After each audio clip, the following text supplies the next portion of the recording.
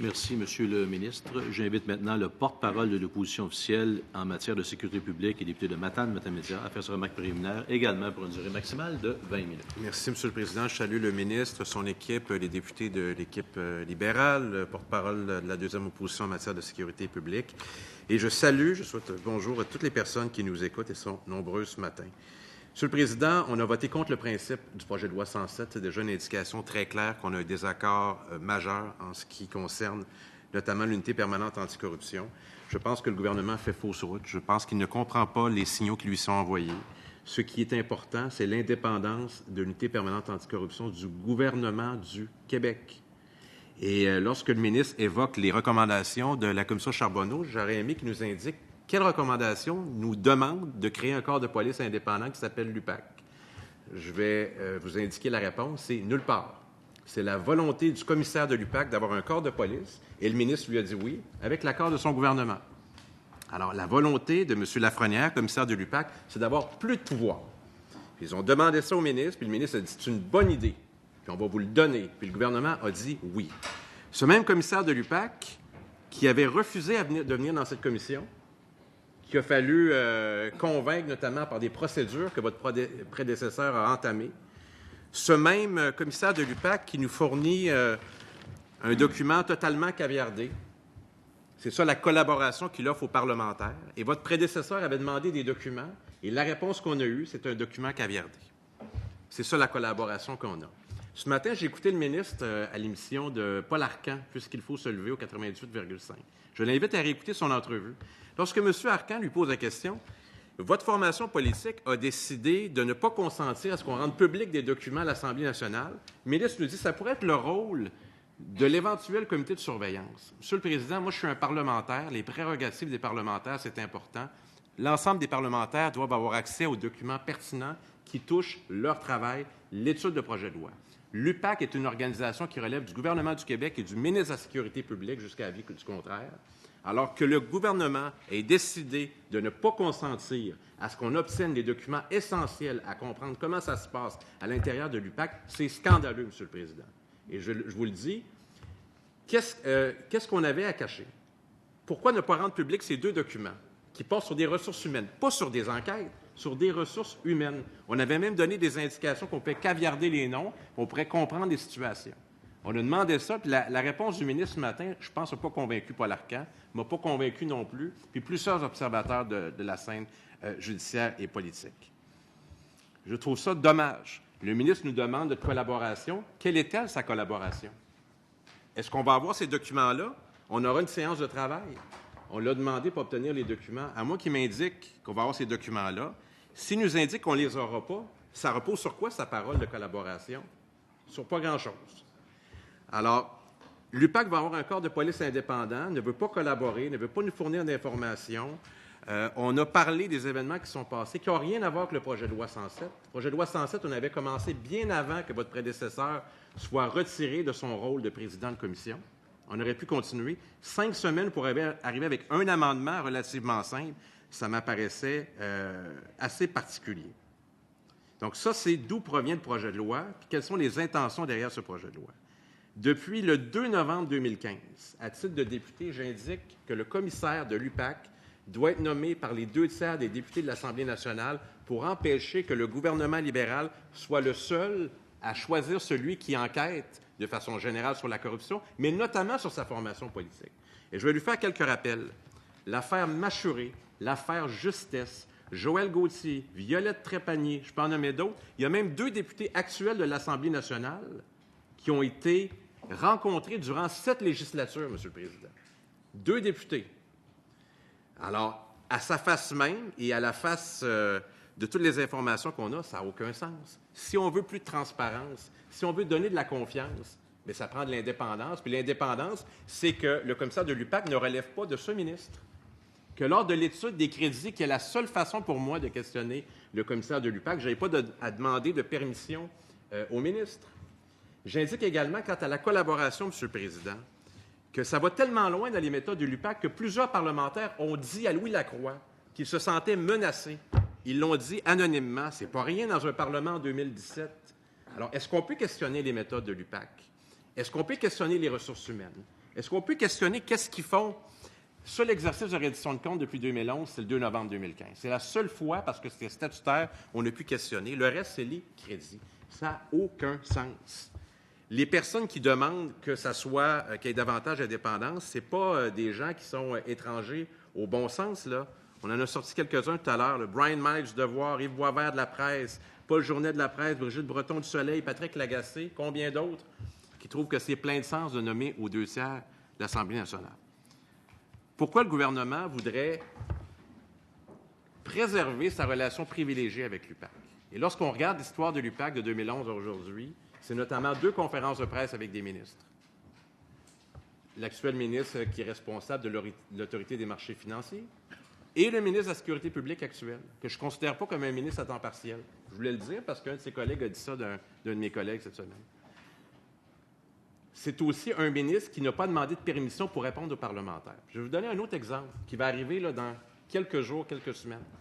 Le commissaire d'unité permanente anticorruption, il fait un bilan annuel à chaque année à Montréal, loin de la presse parlementaire, hors des murs de l'Assemblée nationale. Ça, c'est un exemple. Qu'est-ce qui l'empêcherait de venir à l'Assemblée nationale rencontrer la presse parlementaire pour répondre aux questions? Non, c'est à Montréal. Loin des questions probablement insistantes et à juste raison des parlementaires.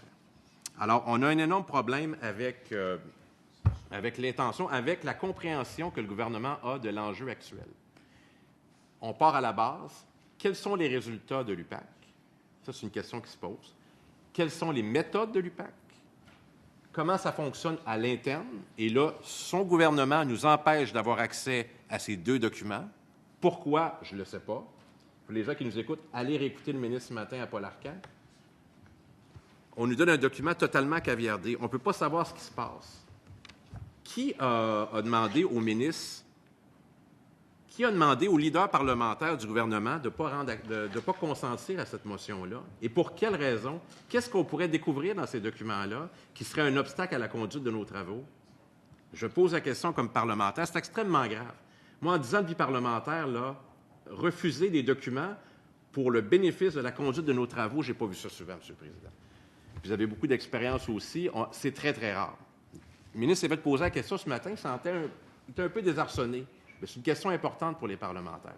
Alors, quant à la collaboration qu'il souhaite là-dessus, bien, ça va commencer par des gestes de bonne foi. Puis le premier geste de bonne foi, c'est qu'il demande de son siège, comme ministre, à son ministère et à l'UPAC, comme il l'a fait pour la démission de quelqu'un hier, les documents qu'on a besoin pour faire nos travaux. Ça, c'est la première étape. Et on va prendre le temps qu'il faut, nous aussi, pour bien faire les choses, pour reprendre les paroles du ministre. Mais ce n'est pas vrai qu'on va accepter de donner davantage de pouvoir à une organisation où il y a de nombreuses questions qui se posent, et je ne crois pas être les seuls à les poser. Le public se les pose. Des députés dans sa formation politique se les posent. Les observateurs sérieux se les posent. Ça prend davantage de transparence, certes. Je vais donner un exemple de la conférence de presse de fin d'année. C'est un exemple que je donne au ministre. Mais des mécanismes de reddition de compte, pas du comité qui va être nommé, de la personne qui est imputable. Le commissaire de l'UPAC, indifféremment de sa personne, gère des budgets importants, gère des ressources importantes. C'est des centaines de personnes qui sont sous sa responsabilité.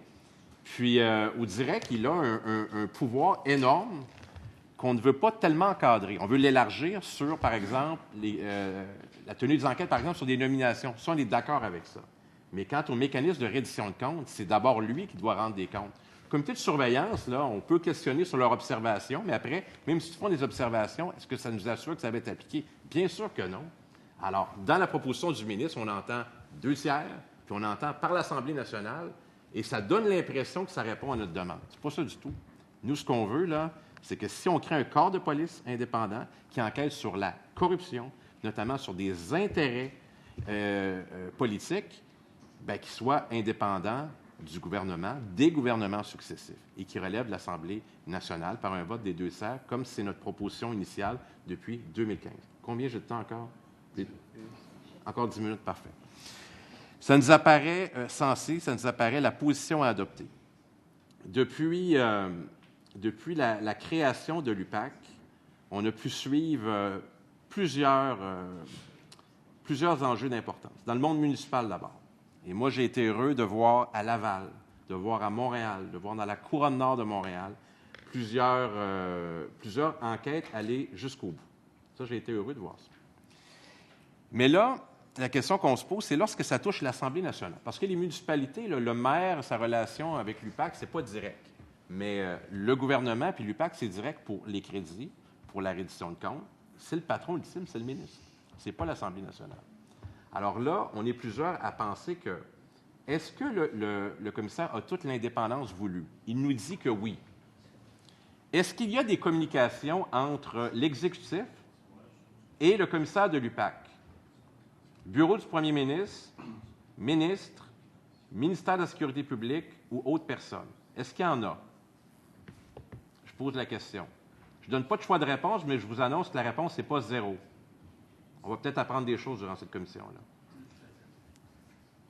Ensuite, est-ce qu'on a les moyens nécessaires? Ma seule façon que j'ai pu le poser, c'est à l'étude des crédits. J'ai demandé au commissaire de l'UPAC, est-ce que vous avez tous les moyens pour mener à bien vos enquêtes au plan financier? Le commissaire nous indique que j'ai fait un CT, donc une demande au Conseil du Trésor qui a été faite, puis on a appris cet été, je pense, à la fin de l'été, par Louis Lacroix, qu'il y avait eu un montant d'argent qui avait été accordé supplémentaire. On ne sait pas à quelle fin, mais il y a un montant qui a été accordé. Le commissaire nous avait dit le 4 mai 2017 que c'était pour ce qu'on appelle le backlog. Là. Donc, il y avait 300 dossiers en attente. C'était pour permettre d'avoir des ressources supplémentaires. On comprend maintenant que les ressources supplémentaires ont été beaucoup mobilisées pour le député de Chaumédé, que je n'ai pas vu aujourd'hui d'ailleurs. Alors, ça, là, c'est le genre de questions qu'on peut poser. Pour savoir ce qu'il en est des enquêtes, pour savoir c'est quoi l'attribution des ressources financières. C'est quoi les relations avec les policiers de la Sûreté du Québec, du SPVM, avec les civils.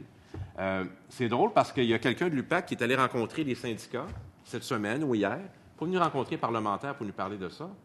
Nous, là, les parlementaires, on a un rôle important à jouer de contrôle, de reddition de comptes et poser des questions aux acteurs. Là, moi, je dois poser des questions au ministre. C'est pas vraiment lui qui veut le corps de police indépendant. C'est le patron de l'UPAC qui nous écoute présentement, mais c'est lui qui doit défendre ça. Tandis que moi, j'aurais plein de questions à lui poser pour la conduite de nos travaux.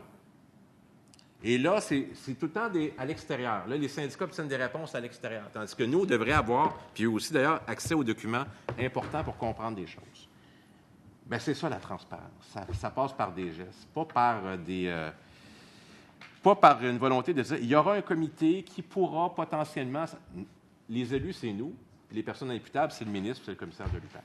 C'est comme ça qu'on voit ça, nous. C'est de la manière qu'on aborde ces questions-là. Puis c'est suffisamment sérieux pour qu'on pose des gestes. On pose des gestes pour même encadrer le pouvoir de l'UPAC. Lorsque j'ai posé des questions à l'Assemblée nationale, c'était pour le bénéfice de l'ensemble des parlementaires. J'étais convaincu, moi, que le leader parlementaire du gouvernement allait faire ça pour un des siens, un des membres de son caucus. J'étais convaincu de ça.